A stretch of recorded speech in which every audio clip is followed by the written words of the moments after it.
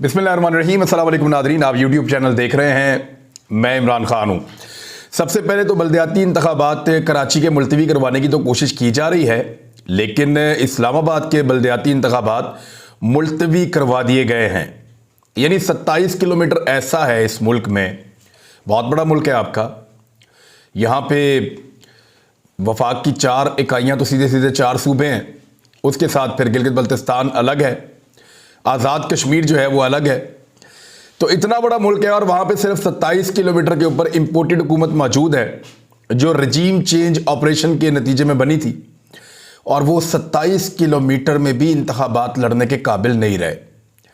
यानी जिस 27 किलोमीटर के अंदर हुकूमत है शहबाज शरीफ साहब की या बिलावल की, आसिफ अली जरदारी की, मौलाना फजल रहमान की और बाकी सारी जमातों की, तो हालात ये है कि वहाँ पे बल्दियाती इंतखाबात भी नहीं होने दे रहे और बहुत अजीबोगरीब भोंडी हरकत की है। ये मामला अब अदालत में गया हुआ है, लेकिन किया क्या है, 6 महीने पहले एक काम किया था, 6 महीने बाद दोबारा एक नया काम करने की ज़रूरत क्या पड़ी है, ये मैं आपको बताता हूँ। लेकिन पहले आप ये एक छोटा सा एक डॉक्यूमेंट है वो आप देख लें, एक सर्वे है, और ये मुख्तलिफ लोगों ने सोशल मीडिया पे इसको शेयर किया है।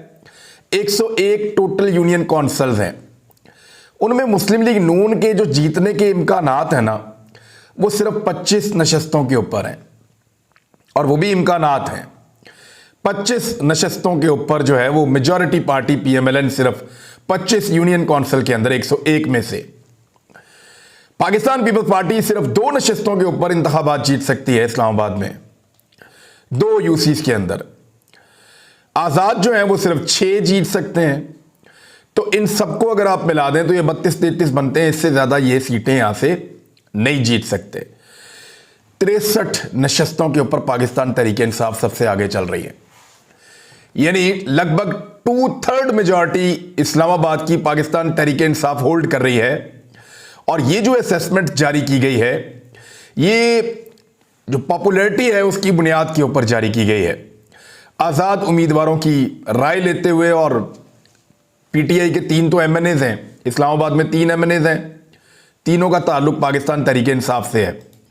मुस्तफ़ा नवाज खोकर क्या कह रहे हैं कि वफाकी हुकूमत ने एड़ी चोटी का जोर लगाकर इस्लामाबाद में आखिरकार बल्दियाती इलेक्शन मुलतवी और शहरियों को उनके हक से महरूम कर ही दिया। यह जमहूरियत का राग अलापने वाली जमातों का हाल है जो अवाम को उनकी दहलीज पर मसाइल का हल और बाइख्तियार बनाने में सिरे से कोई दिलचस्पी ही नहीं रखती।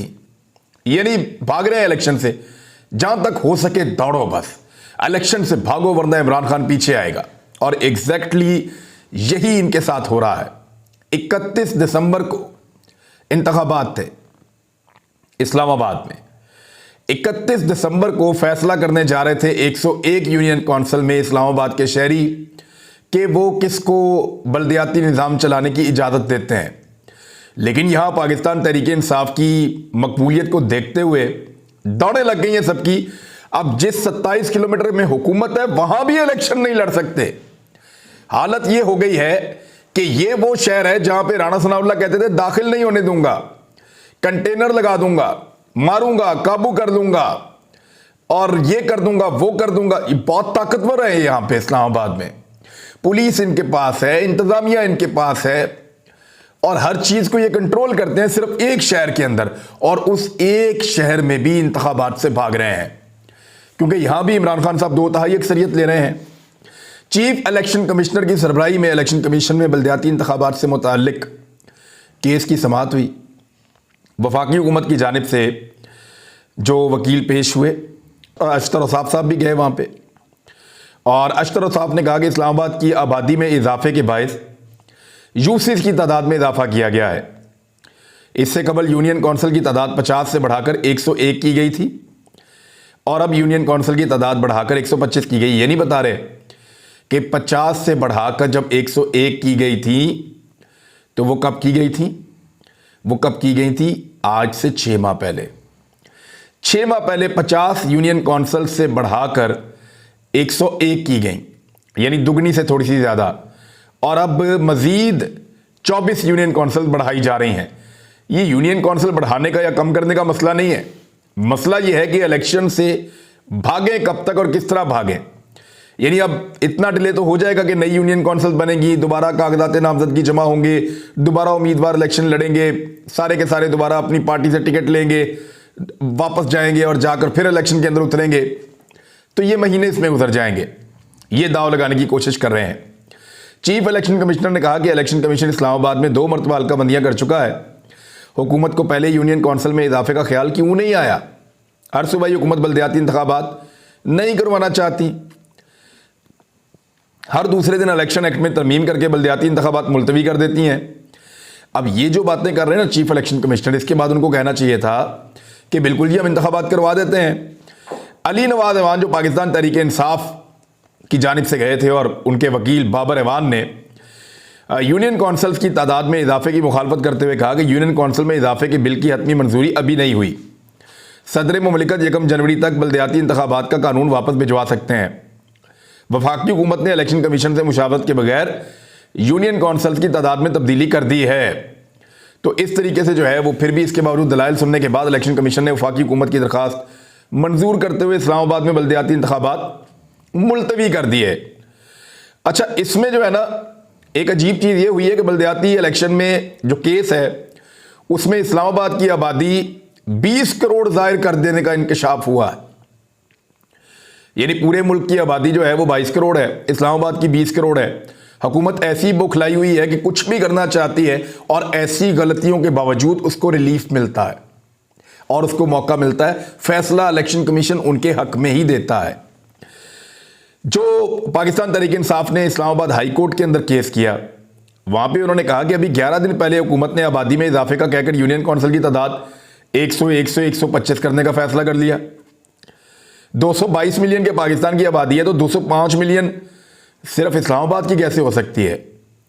अदालत ने हैरानगी का इजहार करते हुए कहा कि 205 मिलियन सिर्फ इस्लामाबाद की है, ये कैसे हो सकता है?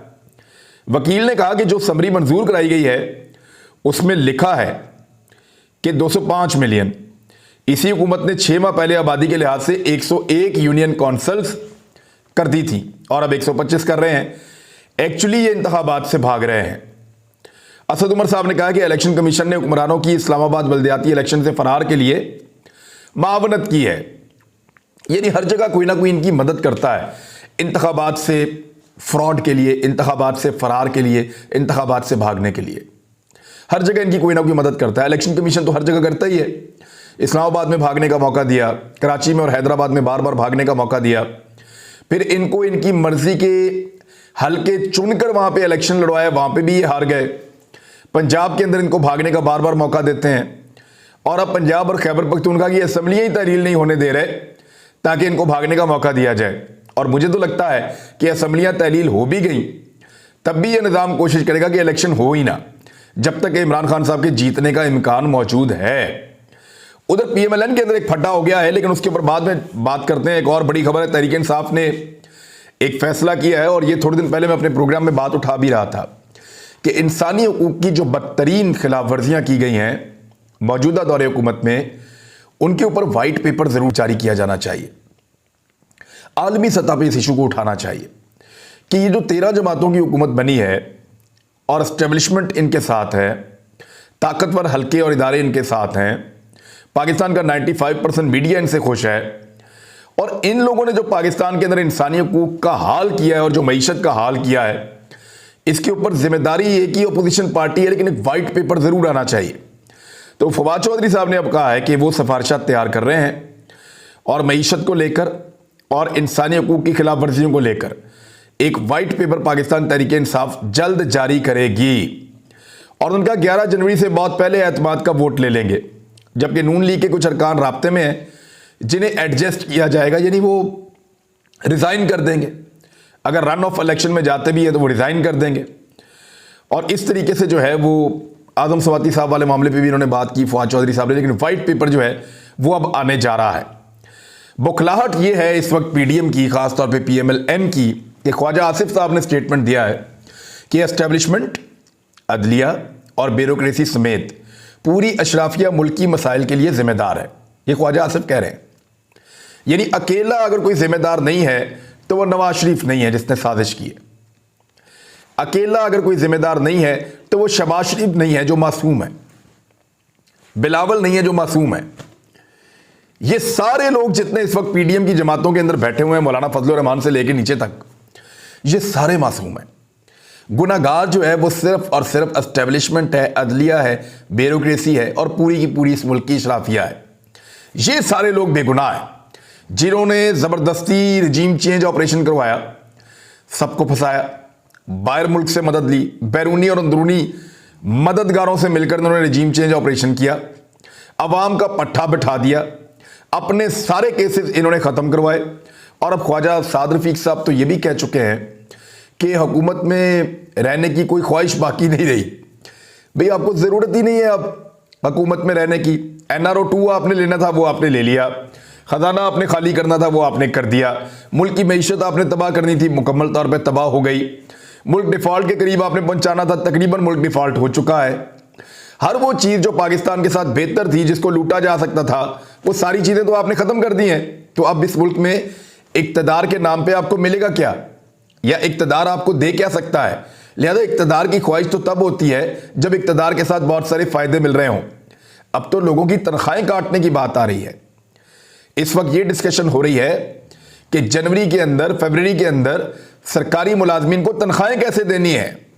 जो बड़े बड़े इदारे हैं, जिनके बहुत बड़े बड़े नाम हैं, जिन्होंने बहुत बड़े बड़े कारनामे किए हैं, उनके लोगों के लिए बजट में पैसा कैसे निकालना है।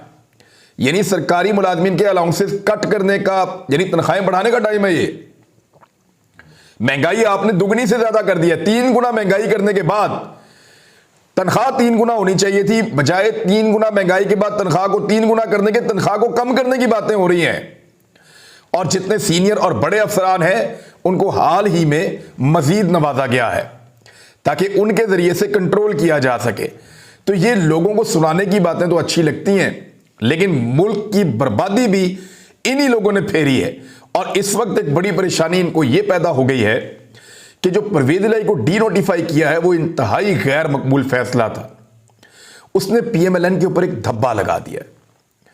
यानी अब PMLN कल को अगर किसी वक्त भी कोई गवर्नर कोई एक्टिविटी करता है और नून लीग की हुकूमत होती है तो ये कहा जाएगा कि नून लीग के गवर्नर ने भी तो यही हरकत की थी। देखिए, पीपल्स पार्टी और PMLN दोनों अपने अपने दौर में आमरीयत की मिसाल बन चुके हैं। यानी पीपल्स पार्टी ने एक गवर्नर राज लगाया और सलमान तासीर साहब के कंट्रोल में दे दिया पूरा पंजाब। जमहूरियत के ऊपर एक शब खून मारा गया, वहां शहबाज शरीफ साहब वजीर आला थे। अब PMLN ने वही काम किया और पीपल्स पार्टी इनको मना कर रही थी, उनका पहले इसमें तजुर्बा था। ऐसे ही उठकर वही लोग यहां से नहीं चले गए। पीपल्स पार्टी इनको मना कर रही थी ये मत कीजिएगा, लेकिन PMLN के कुछ तजुर्बाकारों ने यह फैसला किया हुआ था कि हर हाल में परवेज इलाही को हटाना है। और उनको उनके कुछ सहूलतकारों ने यकीन दहानी भी करवाई हुई थी कि आप ये कर गुजरे, हम आपके साथ हैं। तो उन्होंने आग से खेलते हुए गैर आईनी हरकत की है। अब ये तो पाकिस्तान तहरीक इंसाफ की समझ ही इतनी है, या काफ लीग की, उनको तो चाहिए था इस मामले को पाकिस्तान के हर अदालती फोरम के ऊपर जाकर चैलेंज करें और इसको चलाते रहें। ये तो आइन की खिलाफ वर्जी की है।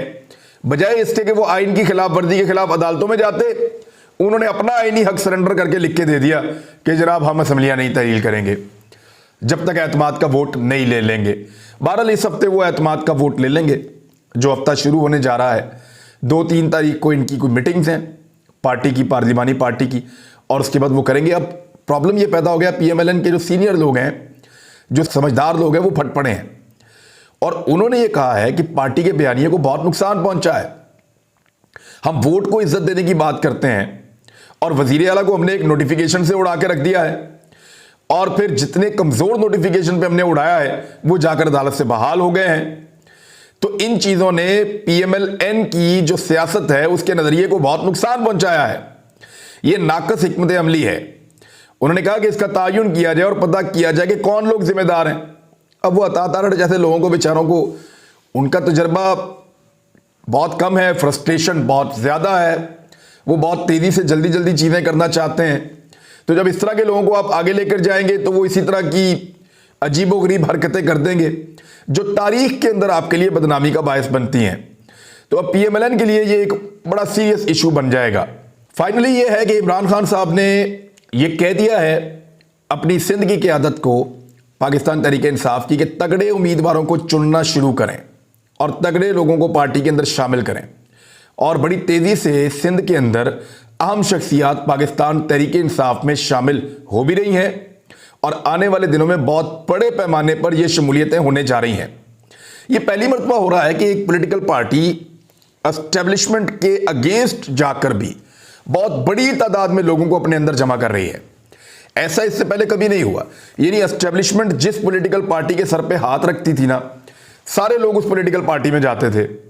इस मरतबा ये पहली मरतबा हो रहा है कि एक ऐसी पॉलिटिकल पार्टी जो एंटी एस्टेब्लिशमेंट बयानिए पर जा रही है और वो जो उनसे माजी में गलतियां हुई उनका मुदावा भी कर रही है और उसका इजहार भी कर रही है, उस पार्टी के साथ ज्यादा लोग जुड़ रहे हैं। वजह यह है कि लोग ये जान चुके हैं और इलेक्शन लड़ने वाले भी ये जान चुके हैं, सियासतदानों को भी हर सतह के ऊपर यह अंदाजा हो गया है कि इस मरतबा अवाम एस्टेब्लिशमेंट के साथ नहीं है, अवाम एक पॉलिटिकल पार्टी के साथ है जिसके साथ ज्यादती हुई है और रजीम चेंज ऑपरेशन के नतीजे में मुल्क को तबाह करने में या मुल्क को यहां तक पहुंचाने में एस्टेब्लिशमेंट रिस्पॉन्सिबल है। तो इस वजह से पंजाब में, सिंध में, खैबर पख्तूनख्वा में यहां बहुत बड़े पैमाने पर रिएक्शन मुतवक्के है और ये रिएक्शन जो है ये वोट के साथ है और किसी चीज़ के साथ नहीं है। जबकि बलूचिस्तान के अंदर, क्योंकि आपको पता है वहाँ पे इंतखाबात कैसे होते हैं, लेकिन इसके बावजूद कुछ जगहों के ऊपर बड़े तगड़े इलेक्शन होने जा रहे हैं आम इंतखाबात में। अब तक के लिए इतना ही। मुलाकात होती है अगले व्लॉग में। अपना ख्याल रखिएगा। अल्लाह हाफ़िज़।